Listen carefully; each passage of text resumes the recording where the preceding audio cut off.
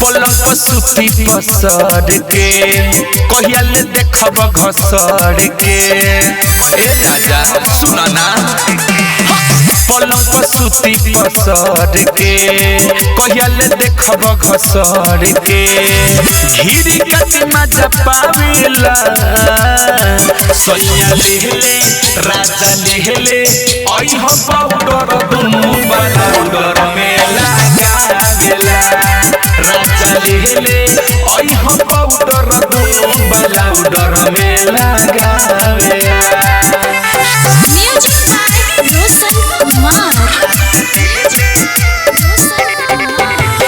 Mix by Manbhushan Pyare. चढ़ल जवानी के जड़ घास मारे माजा अब पास ए राजा सुना ना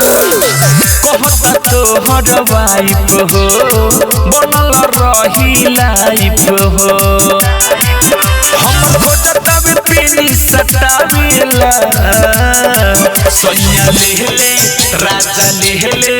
आई हो पाउडर दुनु पाउडर में लगावेला राजा लेहले आई हो पाउडर दुनु पाउडर में लगावेला।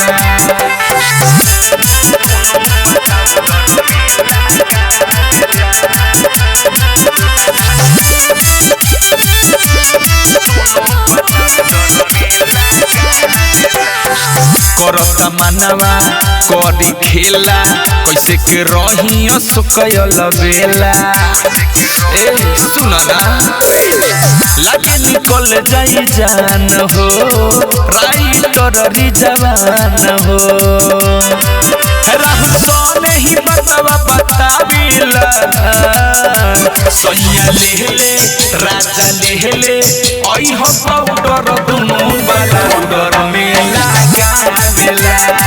राजा लेहले आई हो पाउडर दुनु पाउडर में लगावेला।